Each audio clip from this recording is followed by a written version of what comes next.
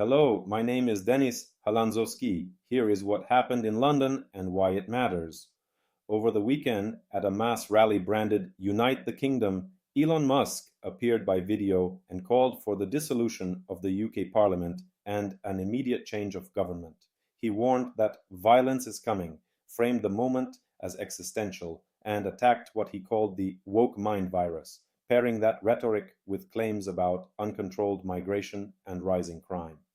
The rally, led by Tommy Robinson, drew a very large crowd in central London and sparked clashes with police and counter-protesters. Officers reported injuries and multiple arrests as cordons were pushed and projectiles were thrown.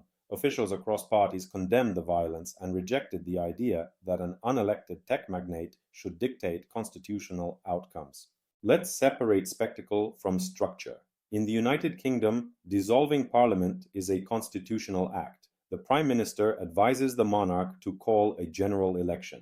A private citizen, no matter how influential, has zero legal standing to dissolve a sitting legislature. That point matters because emotionally charged appeals can make extraordinary steps sound normal when they are not.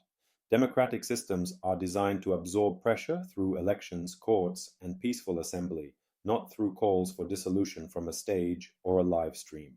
Before we go deeper, if you find this useful, please subscribe to the channel and like this video. And thank you to all of Ukraine's partners for your continued help and support. Now, the context that gets lost in the noise. The UK held a national election recently. Parliament has a fresh mandate. Public anger over policy on migration, crime, or the economy can and should be channeled into lawful debate and due process. When rhetoric escalates to warnings of inevitable violence, the risk is twofold.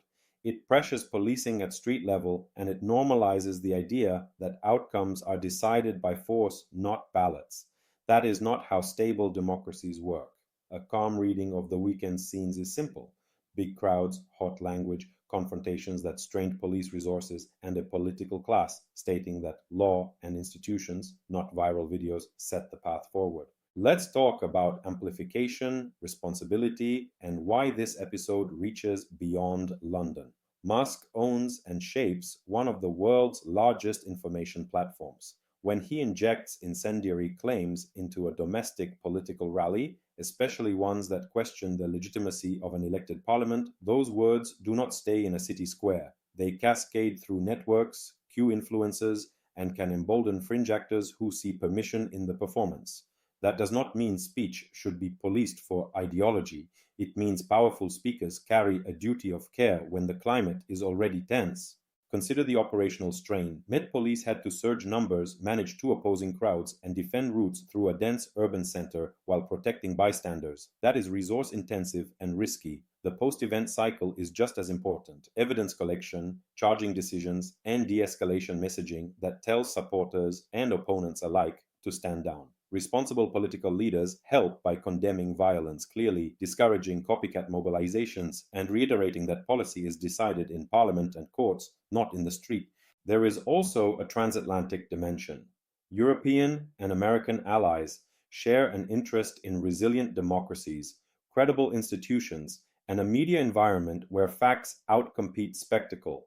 Polarization at the core of a major ally reverberates into security decisions, from counter-terror readiness to support for partners under threat. Attempts to mainstream extreme narratives inside established democracies ultimately serve authoritarian actors who benefit when the West looks divided or distracted.